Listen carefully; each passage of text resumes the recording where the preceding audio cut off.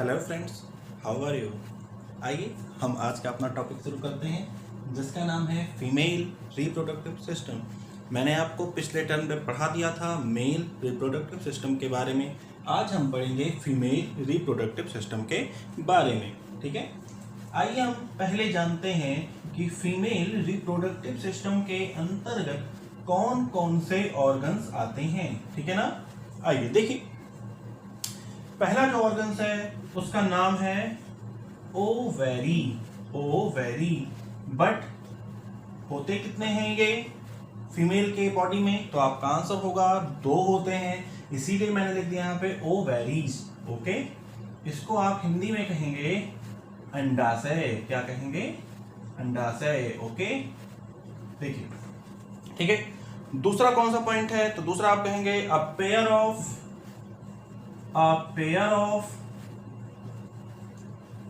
Of oviduct. Oviduct, what is the meaning of oviduct?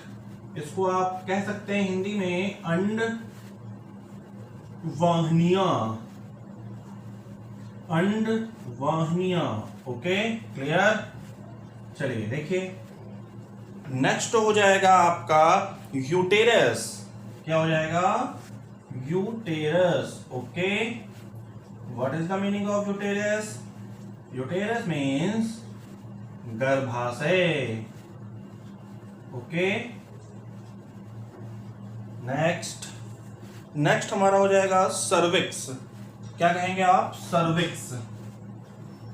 क्या कहेंगे आप? सर्विक्स। ओके, इसको आप हिंदी में कह सकते हैं गर्भग्रीवा। क्या कह सकते हैं? कहेंगे आप गर्भग्रीवा। ठीक, गर्भग्रीवा। ओके, देन नेक्स्ट हो जाएगा फीमेल की बॉडी में जिसको आप कहते हैं vagina. Vagina. Okay, what is the meaning of vagina? तो आप कहेंगे योनि। क्या कहेंगे? योनि। Okay, clear. नेक्स्ट हो जाएगा आपका एक्सटर्नल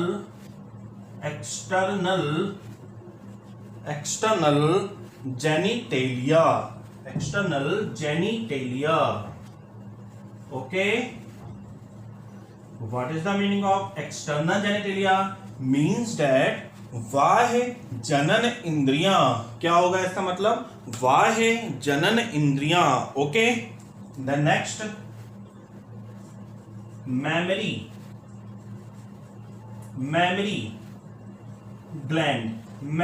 ग्लैंड। ओके, देखिए यहां पर मैं इंग्लिश में इसलिए बताता हूं आपको कि जो बायो के जो वर्ड्स होते हैं वो जब हमारे एग्जाम में आते हैं तो ऐसे ही इंग्लिश में लिख के चले आते हैं जिससे बच्चों को काफी कंफ्यूजन होती है।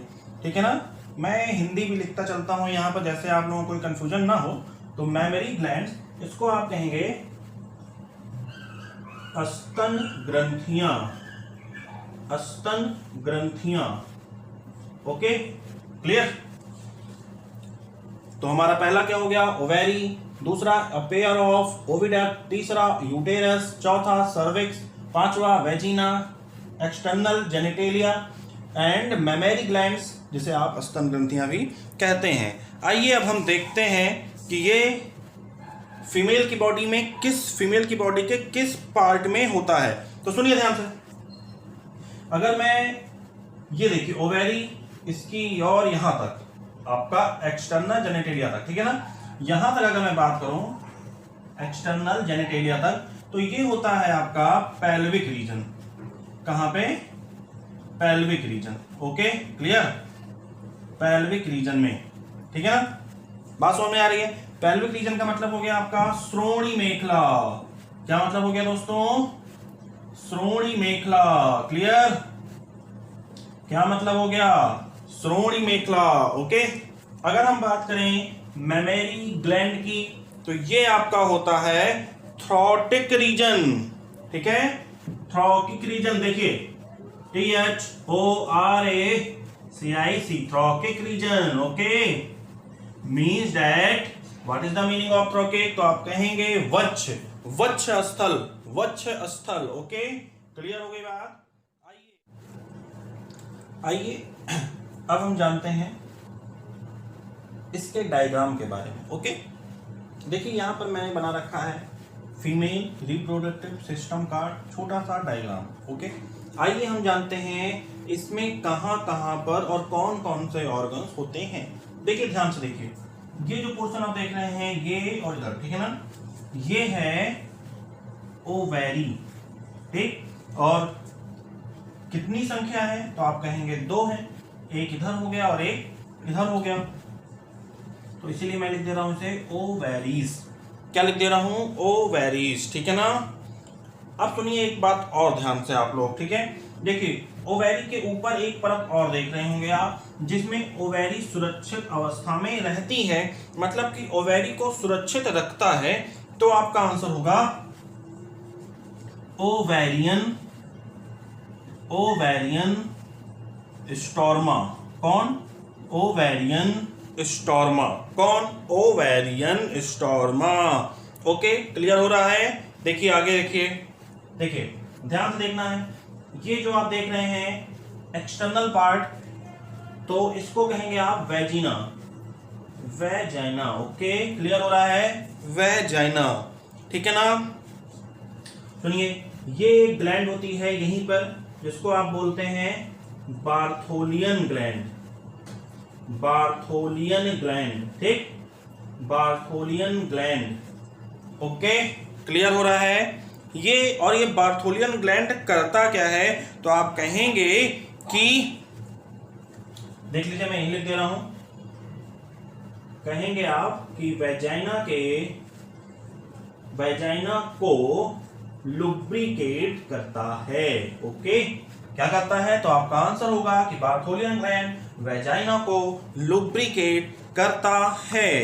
क्लियर हो रहा है बात, ठीक है ना। और सुनिए, वेजाइना पूछता है हमारी बॉडी में या फीमेल की बॉडी में बर्थ कैनाल, मतलब कि जहां से बच्चा शरीर से बाहर निकलता है, ठीक है, बर्थ कैनाल क्या है तो आंसर लगाएंगे आप वेजाइना, यानी कि वेजाइना का एक नाम और है, क्या है तो वेजाइना का एक नाम और है, और उसका क्या नाम है? Birth canal. Okay, clear. Okay, आइए अब हम देखते हैं, देखिए ये जो पोर्शन आप देख रहे हैं ये पोर्शन, ठीक है ना, और इधर से ये वाला पार्ट। ओके, मैंने अभी एक पार्ट लिखा था जिसका नाम था ओविडक्ट। क्या था? ओविडक्ट। ओके, तो ओविडक्ट इधर भी हो गया एक, और एक इधर भी हो गया, ठीक है। क्या कहते हैं इसे आप लोग? ओविडक्ट, या इसे आप कहेंगे फैलोपियन ट्यूब, या क्या कहेंगे ओविडक्ट को? फैलोपियन ट्यूब, ठीक है ना। फैलोपियन ट्यूब का मतलब हो गया, या ओविडक्ट का मतलब हो गया डिंबवाहिनी। क्या हो गया? डिंबवाहिनी, या आप कह सकते हैं अंडवाहिनी। क्लियर, डिंबवाहिनी कह लीजिए या फिर कह लीजिए आप इसे अंडवाहिनी, ठीक है। इतनी बात समझ में आ गई। आगे देखिए, ये जो पोर्शन आप देख रहे हैं, ये वाला जो ये ऊपर का पोर्शन है ओविडक्ट, देन ये वाला पोर्शन, ठीक है ना, इसे कहते हैं हम एम्पुला। क्या कहते हैं? एम्पुला। ओके, ठीक है। अब ये एम्पुला का क्या काम है, क्या वर्क है, यहां पर ध्यान दीजिए। देखिए, बेसिकली एम्पुला में ही स्पर्म और ovum, what is the meaning of ovum? Ovum का मतलब हो गया अंडाणु, ठीक है ना। स्पर्म और ओवम यहीं पर निषेचित होते हैं, या कह लीजिए आप स्पर्म और ओवम एम्पुला में ही फर्टिलाइज होते हैं, ठीक है ना, फर्टिलाइज होते हैं, ठीक है। मीन्स की फर्टिलाइजेशन की प्रोसेस कहां पर होती है तो आप आंसर लगाएंगे एम्पुला। क्या आंसर लगाएंगे? एम्पुला। ओके, क्लियर हो रहा है, ठीक है। तो फर्टिलाइजेशन की प्रोसेस कहां पर होती है? एम्पुला में होती है, ठीक है ना। अब आइए हम देखते हैं कि ओवेरीज का वर्क क्या है, क्या करता है ये, ठीक है ना। बहुत ध्यान से देखना है आपको, नोट करते चलिए हो सके तो। देखिए, पहली चीज तो कि फीमेल गैमेट को प्रोड्यूस करता है, ठीक, फीमेल गैमेट को प्रोड्यूस करता है, फीमेल गैमेट को प्रोड्यूस करता है, कौन प्रोड्यूस करता है? तो आप कहेंगे ओवेरीज प्रोड्यूस करती है। ठीक है, बात समझ में आ रही है? सुनिए, और देखिए फीमेल गैमेट हो क्या गया? अंडाणु यानी कि ओवम। ठीक है, तो अंड का निर्माण या फिर एग का निर्माण कहाँ होता है? तो आप कहेंगे ओवेरीज में। क्या होता है? Formation of egg. Formation of egg कहाँ बनता है? ओवेरीज में बनता है। ठीक है ना? और एक बार में, एक महीने में, या यूं कह लीजिए आप 28 दिनों के बाद यहां से एक ही एग बनकर आगे की ओर यानी कि फैलोपियन ट्यूब में जाता है। क्लियर हो रही बात? एक बार में कितना एग? एक ही एग। Okay, clear? चलिए आगे देखते हैं, सुनिए ध्यान से और सुनिए। ये जो पोर्शन आप बीच का देख रहे हैं ये, ठीक है, ये क्या है? ये है गर्भाशय, जिसे आप कहेंगे यूटेरस। क्या कहेंगे? यूटेरस इंग्लिश में, और गर्भाशय कहेंगे आप हिंदी में। ओके, क्लियर हो रहा है? ठीक है, चलिए और सुन लीजिए। ये जो एग बनना स्टार्ट हो रहे हैं, ये देखिए किसी भी फीमेल की बात की जाए तो जन्म से ही एग का निर्माण होने लगता है। ठीक है, इमेच्योर और मैच्योर एग की बात है, मतलब कि परिपक्व और अपरिपक्व अंड की बात हो रही है। ठीक है ना? तो सुनिए, अपरिपक्व एग यानी कि अपरिपक्व अंड तो जन्म से ही बनने लगे। ठीक है, लेकिन उन्हें परिपक्व होने के लिए 10 वर्ष की अवस्था तक आना जरूरी होता है। ठीक है, 10 से 12 वर्ष की अवस्था में जब मेंस्ट्रुएशन साइकिल स्टार्ट होती है तो वह अंड अपरिपक्व से परिपक्व में कन्वर्ट होते हैं, मतलब कि इमेच्योर से मैच्योर एग बन जाते हैं। क्लियर हो रही बात? इसको भी नोट करते चलिएगा। ओके, और सुन लीजिए, ये जो पोर्शन जहां पे देखिए, जहां पे ये एग फैलोपियन ट्यूब में प्रवेश कर रहा है, एंट्री कर रहा है, इस पोर्शन को क्या कहते हैं? तो इस पोर्शन को कहते हैं फिम्ब्रिया। क्या कहते हैं? फिम्ब्रिया। इसका मैं क्वेश्चन ही बता रहा हूं कि फैलोपियन ट्यूब में एग किस रास्ते से जाते हैं, तो आपका आंसर क्या होगा? फिम्ब्रिया। ओके, क्लियर हो रहा है? और सुन लीजिए, यहीं पर आप एक चीज और कि पूछ लेता है ओविडक्ट या फैलोपियन ट्यूब की लंबाई कितनी है, लेंथ कितनी होती है। ठीक है, तो देखिए फैलोपियन ट्यूब की मैं लेंथ लिख रहा हूं 11 to 12 सेंटीमीटर। कितनी होती है? 11 to 12 सेंटीमीटर। कितनी होती है? 11 to 12 सेंटीमीटर। ओके, ठीक है, मैंने आपको बताया अभी कि बार्थोलियन ग्लैंड क्या करता है? वेजाइना को लुब्रिकेट करता है। वेजाइना को लुब्रिकेट करता है। ओके, और एक काम है इसका, और भी एक काम है इसका। सुनिए, जब अगर हम मैन की बात कर रहे हैं, जब किसी मैन का स्पर्म वेजाइना में एंट्री करता है तो बार्थोलियन ग्लैंड से एक हार्मोन निकलता है जो इसे न्यूट्रल रखता है, जो इसे न्यूट्रल रखता है। और अगर आपसे पूछ ले कि बार्थोलियन ग्लैंड से बार्थोलियन हार्मोन निकलता है, कौन सा हार्मोन? बार्थोलियन हार्मोन निकलता है, और इसकी प्रकृति, इसका नेचर कैसा होता है, तब आप आंसर लगाएंगे कि बार्थोलियन ग्लैंड से निकलने वाले हार्मोन का जो नेचर है, जो प्रकृति है, वो कैसी होती है? बेस यानी कि क्षारीय प्रकृति होती है। कैसी होती है? क्षारीय प्रकृति होती है। और यहाँ पर इसी रास्ते से देखिए यूरिन भी निकल रहा है, और यूरिन कैसा होता है? यूरिन, ठीक है, यूरिन होता है एसिडिक, और एसिडिक मीडियम में स्पर्म जीवित नहीं रह सकते हैं। इसीलिए बार्थोलियन ग्लैंड से एक हार्मोन निकलता है जो बार्थोलियन हार्मोन होता है नाम उसका, और प्रकृति कैसी होती है? बेस होती है, और बेस और एसिडिक मिलकर एक दूसरे के साथ न्यूट्रल हो जाते हैं। बात क्लियर हुई? आइए आगे देखते हैं। ठीक है, एक चीज और देख लीजिए, यूटेरस को हम और किस नाम से जानते हैं? गर्भाशय कह लिया हमने, और किस नाम से जानते हैं? तो देखिए ध्यान से, यूटेरस को आप और किस नाम से जानते हैं? तो आप कहेंगे वॉम्ब। क्या कहेंगे? वॉम्ब। ठीक है ना? अक्सर देखिए वॉम्ब के नाम से कभी कभी पेपर में पूछ लिया है। ठीक है, और वॉम्ब माने होता है बच्चादानी। क्या होता है? बच्चादानी। क्लियर? इतनी बातें क्लियर हो गई? बोलिए। ठीक है, अब सुनिए, देखिए ये जो रीजन है, देखिए ये वाला, ये रीजन, ठीक, ये रीजन, इस रीजन को कहा जाता है, इस क्षेत्र को कहा जाता है सर्विक्स। क्या कहा जाता है? सर्विक्स। ठीक, बात समझ में आ रही है? ठीक है। अगर पूछे कि फीमेल में मोस्टली कौन सा कैंसर होता है, यानी कि फीमेल बॉडी में मोस्टली कौन सा कैंसर होने की संभावना रहती है, तो आपका आंसर होगा सर्विक्स कैंसर। और किस पार्ट में होता है? तो सर्विक्स पार्ट में होता है। इतनी बातें हो रही हैं, क्लियर? चलिए आइए इसको हम मिटाते हैं और आगे देखते हैं कुछ चीजें और।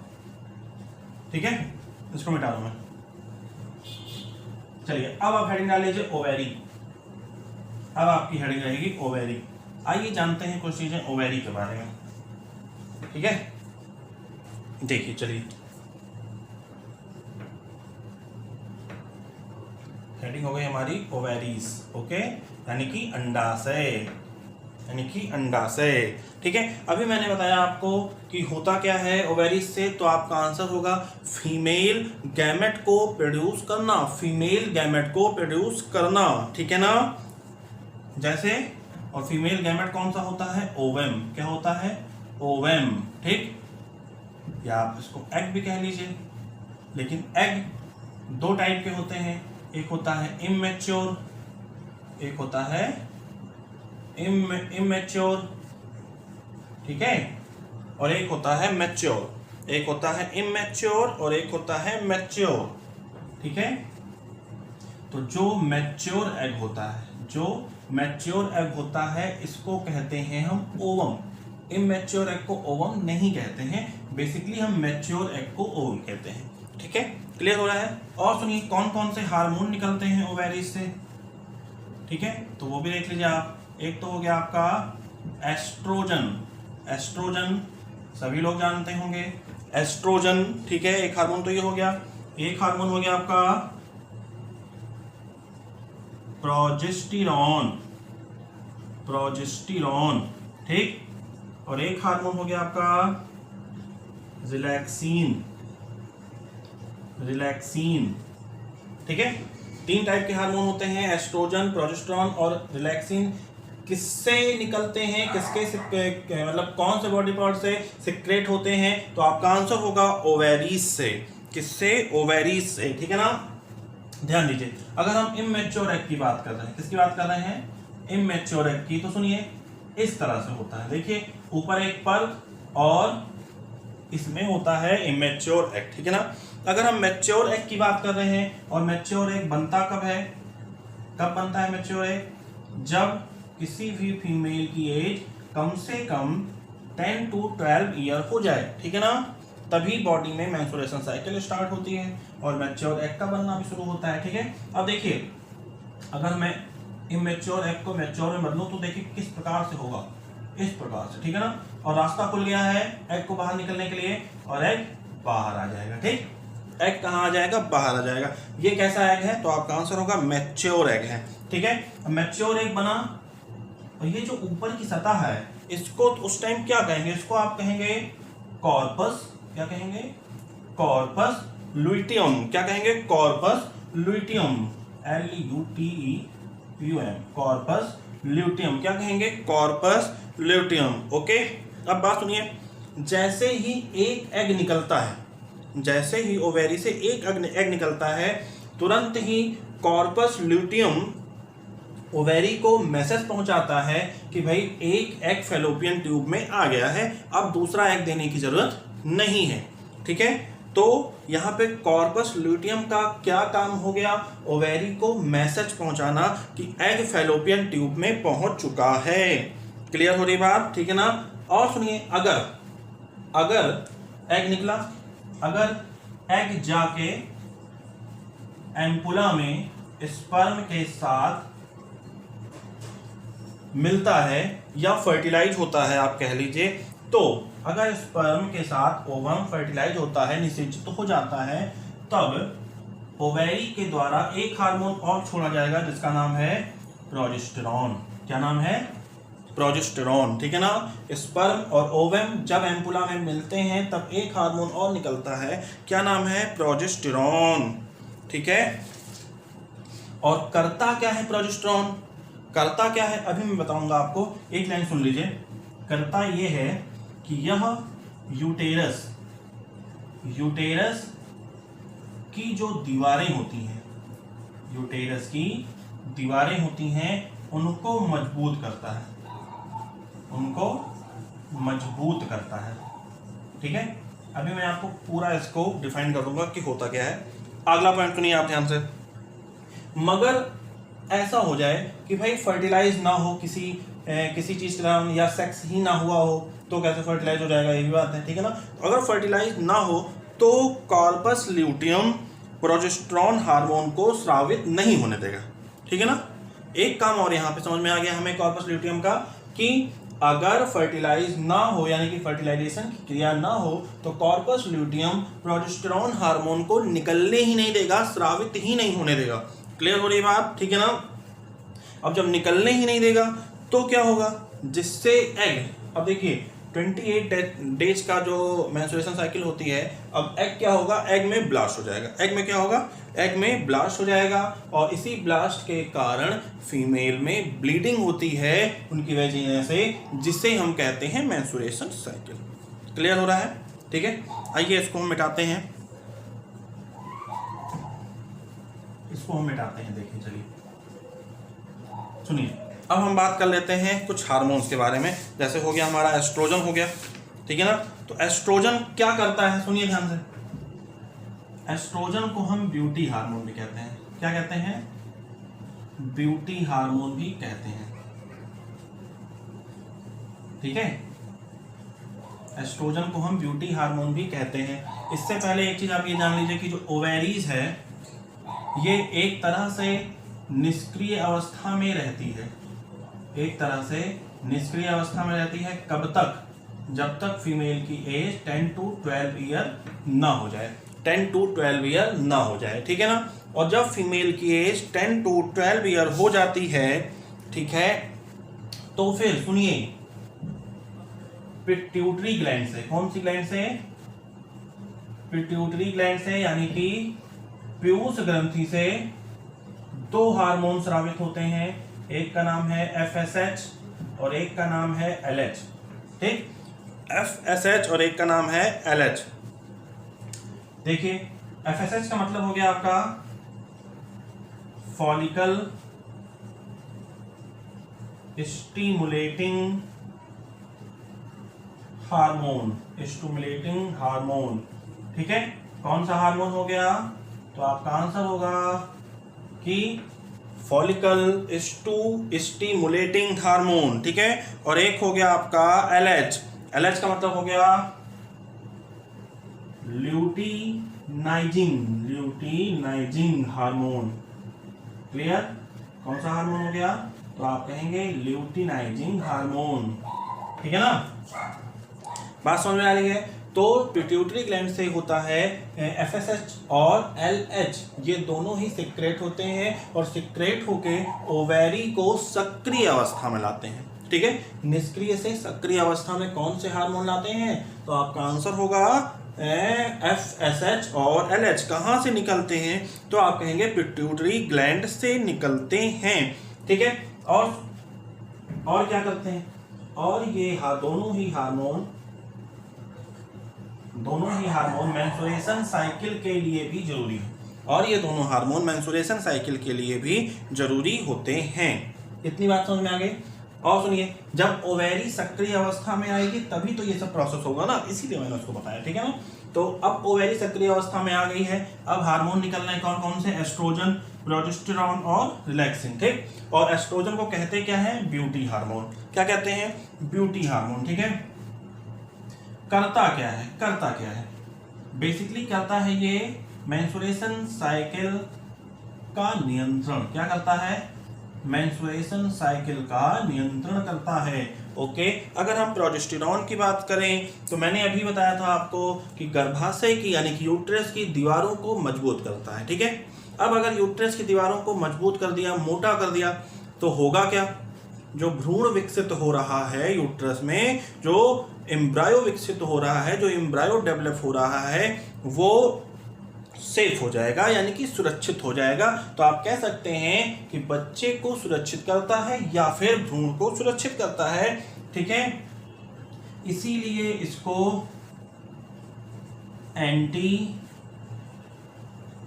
एबॉर्प्शन हार्मोन भी कहा जाता है, एंटी एबॉर्प्शन हार्मोन भी कहा जाता है। ठीक है, और एक काम करता है कि गर्भाशय की दीवारों को मजबूत करता है, गर्भाशय की दीवारों को मजबूत करता है, इसीलिए इसको एक नाम और दे दिया गया है, गर्भ हार्मोन भी कहते हैं, गर्भ हार्मोन भी कहते हैं। ठीक है, बात समझ में आ रही है?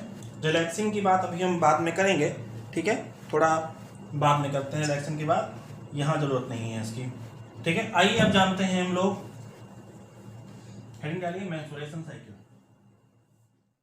देखिए, अब हम आइए जानते हैं मेंस्ट्रुएशन साइकिल के बारे में। ठीक है, देखिए, आप सभी लोग जानते हैं कि मेंस्ट्रुएशन साइकिल का जो टाइम पीरियड होता है, यानी कि मेंस्ट्रुएशन साइकिल अपने आप को रिपीट कितने दिनों के बाद करती है, तो आपका आंसर होगा 28 डेज। ठीक है, टाइम पीरियड कितना होता है, तो 4 to 7 डेज। ओके, अगर हम इन 28 डेज को बांटें इस तरह से, 1 to 5 days, 5 to 14 days and 14 to 28 days. ठीक है ना, तो देखिए जो ये प्रोसेस हो गया 1 to 5 डेज, इसमें तो ब्लीडिंग हो रही है और मेंस्ट्रुएशन साइकिल स्टार्ट है। ठीक है, 5वें दिन से अगर हम 14 डेज तक की बात करें तो इसको कहते हैं हम फॉलिक्यूलर फेज। क्या कहते हैं? Follicular phase. ठीक है, फॉलिक्यूलर फेज का मतलब होता है कि इसमें एग अपरिपक्व से परिपक्व में कन्वर्ट हो रहा है, मींस दैट इमैच्योर से मैच्योर में बदल रहा है। क्लियर हो रहा है? ठीक है ना। अगर हम बात करें 14 to 28 की, तो इसे कहते हैं ल्यूटियल फेज। क्या कहते हैं?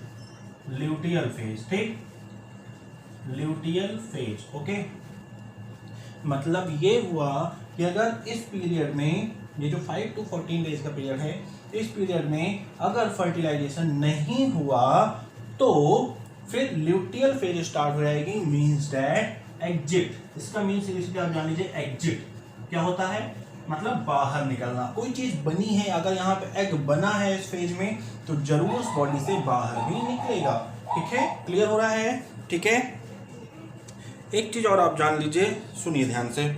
देखिए, अगर मैं बात करूं यहीं पे, देखिए कि फर्स्ट से 14 डेज तक की, फर्स्ट से 14 फिर 28 डेज। ठीक है, ये दूसरा क्वेश्चन आपका तैयार हो रहा है। 1 से 14 दिनों तक अगर मैं बात करूं स्टार्टिंग में, तो इस फेज को हम कहते हैं, या इस फेज में कौन सा हार्मोन निकलता है? आपका आंसर होगा एस्ट्रोजन। ठीक है, कौन सा हार्मोन निकलता है? एस्ट्रोजन। कौन सा हार्मोन निकलता है? एस्ट्रोजन।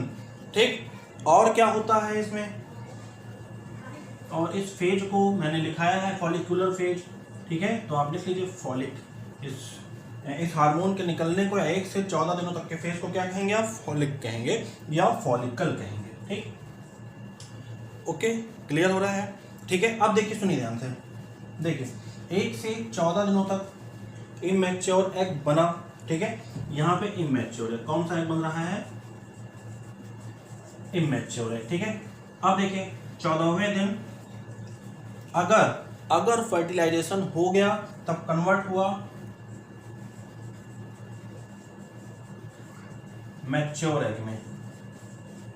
ठीक है, फर्टिलाइजेशन हो चाहे ना हो, मैच्योर एग में 14वें दिन तो कन्वर्ट होगा ही होगा। अगर कन्वर्ट हो गया मैच्योर एग में, तो तब आप इसे ओवम क्या कह सकते हैं? तब आप इसे ओवम कह सकते हैं। क्या कह सकते हैं इसे? आप ओवम कह सकते हैं। ठीक है, अब यहीं पे देखिए, अगर हम बात करें कि फीमेल के अंदर ओवम का बनना, फीमेल के अंदर ओवम का बनना क्या कहलाता है? फीमेल के अंदर ओवम का बनना क्या कहलाता है? तो आपका आंसर होगा, देखिए मैं यही लिख रहा हूं, ध्यान से देखिए, oogenesis। oogenesis क्या कहलाता है? oogenesis। ठीक, फीमेल बॉडी में ओवम का बनना क्या कहलाता है? oogenesis। ठीक, डबल ओ है, याद रखिएगा, डबल ओ है। क्लियर? आगे आ जाइए, सुनिए अब ध्यान से। अब जब एग इमेच्योर एग कन्वर्ट हो गया किसमें? मैच्योर एग में। किसमें? मैच्योर एग में, ठीक है। और ओवम का बनना क्या कहलाता है? oogenesis, ठीक। तो 14 से 28 दिनों तक का जो फेज होता है, या यहाँ पर कौन सा हार्मोन निकलेगा? तो आपका आंसर होगा ओके। तो कौन सा हार्मोन निकलता है 14 to 28 डेज के बीच में? तो आपका आंसर होगा प्रोजेस्टेरॉन, ठीक है ना। और सुन लीजिए ध्यान से, प्रोजेस्टेरॉन हार्मोन कब निकलेगा, कब स्रावित होगा, मैंने ये बात आपको बता रखी है, ठीक है ना। अगर फर्टिलाइजेशन की जो प्रोसेस है वो कंप्लीट हो जाती है 14 डेज तक, ठीक है, तो फिर आगे प्रोजेस्टेरॉन हार्मोन निकलने लगेगा, सिक्रेशन होने लगेगा, और ओवेरी से इसका सिक्रेशन होता है। क्लियर? इतनी बातें क्लियर हो गई। अब सुनिए ध्यान से, सुनिए, एक चीज और आपका आ रहा है कि ये जब इमेच्योर एग से मैच्योर एग में कन्वर्ट होता है, जब एग जो है इमेच्योर एग से मैच्योर एग में कन्वर्ट होता है, तो उस प्रोसेस को क्या कहते हैं? ठीक है, उस प्रोसेस को कहते हैं ओव्यूलेशन। क्या कहते हैं? ओव्यूलेशन। ध्यान दीजिएगा, बहुत ही इंपॉर्टेंट क्वेश्चन है। मैच्योर एग मतलब कि इमेच्योर एग से मैच्योर एग में कन्वर्ट होता है, उस प्रोसेस को क्या कहते हैं? आंसर होगा ओव्यूलेशन। ओके, एक टाइम और सुन लीजिए आप। देखिए, जब फीमेल को पहली बार first time menstruation cycle start होती है, उसको कहते हैं हम मीनार्च। क्या कहते हैं? मीनार्च, MENARCHE, मीनार्च। ओके, ठीक है। फर्स्ट टाइम जब मेंस्ट्रुएशन साइकिल स्टार्ट होती है तो उसे क्या कहते हैं? हम मीनार्च कहते हैं, ठीक है ना। और जब लास्ट टाइम मेंस्ट्रुएशन साइकिल होती है, मतलब कि जब आखिरी बार मेंस्ट्रुएशन साइकिल होती है, तब उसे क्या कहते हैं? मीनोपॉज,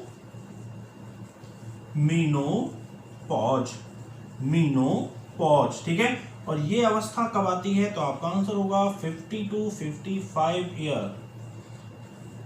जब किसी फीमेल की एज कितनी हो जाती है? 50 से 55 के बीच में मेंस्ट्रुएशन साइकिल रुक जाती है, और उस चीज को हम कहते हैं मीनोपॉज। क्लियर हो रहा है बात? ठीक है ना। चलिए आइए देखिए, इसको हम मिटाते हैं, ठीक है। आपको मैंने बता दिया है कि प्रोजेस्टेरॉन हार्मोन को क्या कहते हैं। आपका आंसर होगा गर्भ हार्मोन के नाम से जाना जाता है, ठीक है ना, और एंटी एबॉर्शन हार्मोन के नाम से भी हम इसे जानते हैं। क्लियर हो रहा है?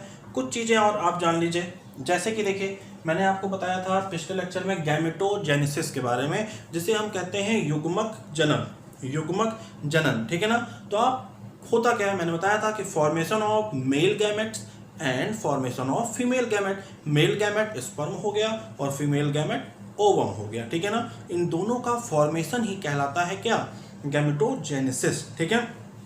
एक चीज और देखिए, मैंने अभी आपको बताया कि फीमेल में ओवम का बनना कहलाता है oogenesis। क्या कहलाता है? oogenesis, ठीक है। और अगर मेल में स्पर्म का निर्माण हो रहा है, तो वो क्या कहलाता है? कहेंगे आप स्पर्मेटोजेनेसिस। ये भी इंपॉर्टेंट क्वेश्चन है आपका कि मेल में स्पर्म का बनना क्या कहलाता है?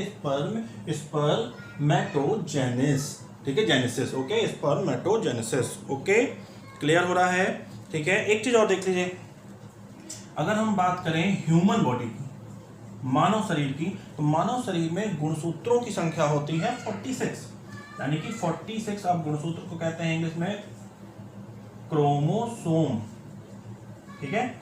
46 क्रोमोसोम्स, इसे आप अगर लिखें तो लिखते हैं 2n। क्या लिखते हैं? 2n। अगर हम केवल स्पर्म की और केवल ओवम की बात करें, केवल स्पर्म की और केवल ओवम की बात करें, तो देखिए, स्पर्म में 23 क्रोमोसोम्स होते हैं और ओवम में भी 23 क्रोमोसोम्स होते हैं, जिसे आप लिखेंगे किस तरह से? n। जिसे आप किस तरह से लिखेंगे? n और n, ठीक है। अब सुनिए, जब ओवम और स्पर्म का फर्टिलाइजेशन होता है। फर्टिलाइजेशन होने के बाद क्या बनेगा? गैमेट बनेगा। क्या बनेगा फर्टिलाइजेशन होने के बाद? एम्ब्रायो बनेगा। एम्ब्रायो से पहले, ठीक है, एम्ब्रायो से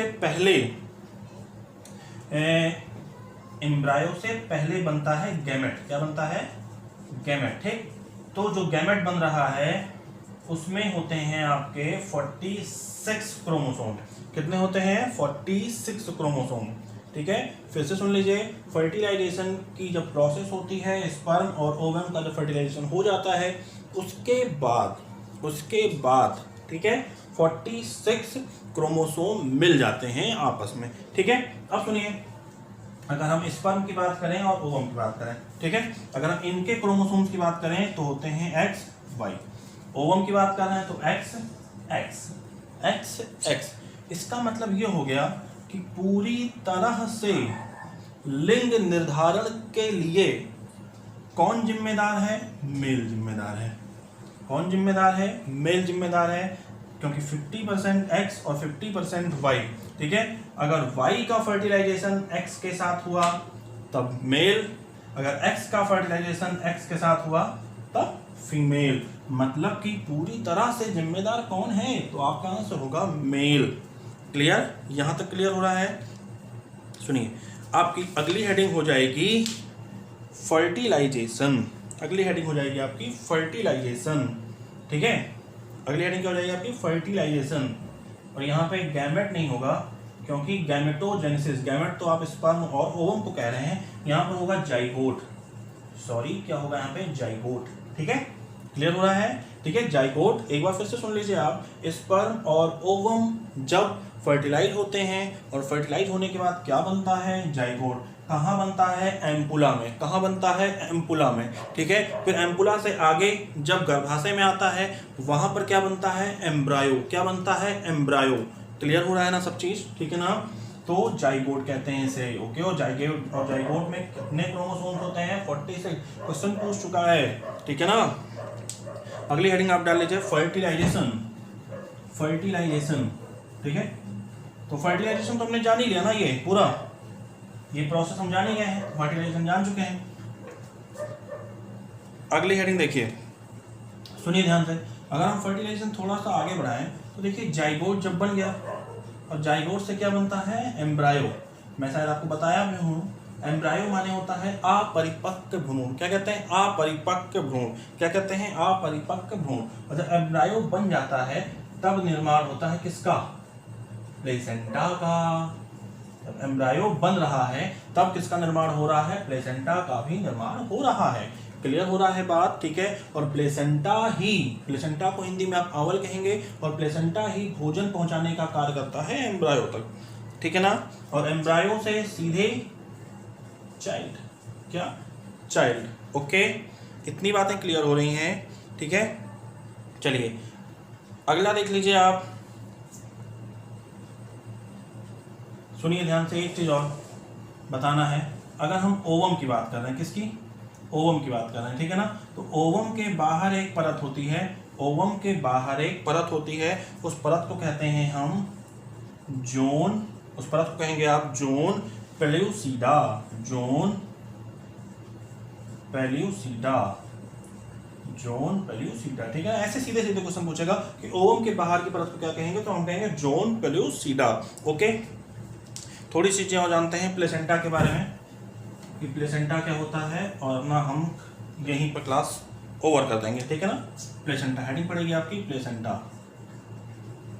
ठीक है, मैंने बताया प्लेसेंटा क्या होता है कि गर्भकाल के समय माँ और बच्चे के जो बीच की नली होती है उसे हम कहते हैं आवल। ठीक है, या फिर प्लेसेंटा।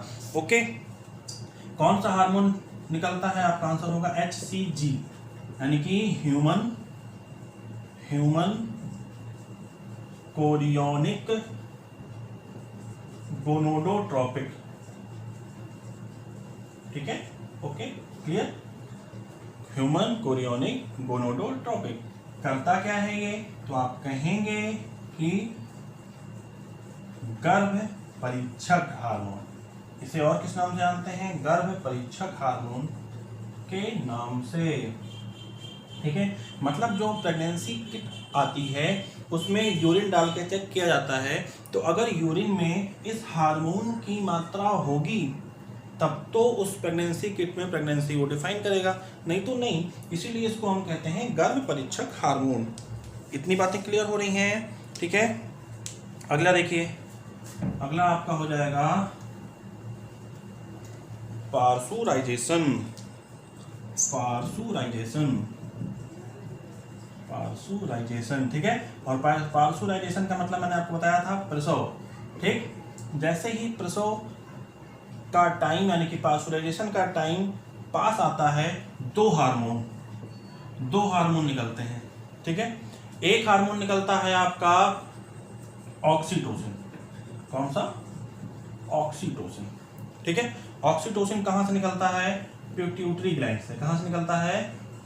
पिट्यूटरी ग्लैंड से, ठीक है। और एक हार्मोन निकलता है आपका रिलैक्सिन। मैंने आपसे कहा था इसको हम बाद में देखते हैं ना, रिलैक्सिन। एक हार्मोन कौन सा निकलता है? रिलैक्सिन। ये कहाँ से निकलता है? ओवेरी से, ठीक है। अब ओवेरी से रिलैक्सिन निकल रहा है तो यह जो मांसपेशियां होती हैं, जो वेजाइना की जो मांसपेशियां होती हैं, बर्थ कैनाल की जो मांसपेशियां होती हैं, उसको शिथिल कर देता है, ठीक है। जिससे कि जो बच्चे का जन्म है वो सिंपल हो जाए, वो आसान हो जाए, ठीक है। अब सुनिए, ऑक्सीटोसिन क्या करता है? ऑक्सीटोसिन को आप मिल्क हार्मोन के भी नाम से जानते हैं, ठीक है। मतलब कि मदर में मिल्क को बनाता है, ठीक है। Formation of milk. कौन सा हार्मोन? ऑक्सीटोसिन। इसीलिए इसको हम कहते हैं मिल्क हार्मोन भी कहते हैं, ठीक है। एक चीज सुनिए और, यहीं पे जब आप फॉर्मेशन ऑफ मिल्क की बात करते हैं तो उस प्रोसेस को क्या कहते हैं, ठीक है। ऑक्सीटोसिन बना रहा है, ठीक है, लेकिन जब मिल्क बन रहा है उस प्रोसेस को आखिर कहते क्या है? तो आपका आंसर होगा लैक्टेशन, ठीक है। मतलब कि formation of milk, process of formation of milk is called as lactation. Okay, clear हो रहा है, ठीक है। और सुन लीजिए एक चीज आप लोग, एक चीज और सुनिए, देखिए, सुनिए ध्यान से। जब बच्चे का जन्म हो गया है, ठीक है, और माँ से जब पहला मिल्क मानी कि फर्स्ट मिल्क निकलता है, कहाँ से? मैमेरी ग्लैंड से। जब माता के बॉडी के मैमेरी ग्लैंड से फर्स्ट मिल्क निकलता है तो कहते हैं बच्चों को जरूर पिलाना चाहिए पहला दूध, ठीक है ना। क्यों आखिर क्या होता है? सबसे ज्यादा एंटीबॉडीज, ठीक है, सबसे ज्यादा एंटीबॉडीज जिसे आप कहते हैं प्रतिरक्षी, ठीक है। और यही बच्चे की प्रतिरक्षी प्रणाली को भी बनाता है या मजबूत करता है, ठीक है। और सुन लीजिए, इस फर्स्ट मिल्क को कहते क्या है? क्वेश्चन यही है कि इस फर्स्ट मिल्क को क्या कहते हैं? आंसर होगा आपका कोलेस्ट्रम। ओके, कोलेस्ट्रम, ठीक है ना। तो ये आपकी फीमेल रिप्रोडक्शन सिस्टम, पूरा जितना भी क्वेश्चन हो सकता था मैंने सब बता दिया है इसके बारे में, ठीक है। हम आपकी क्लास यहीं रोकेंगे। जय हिंद, जय भारत।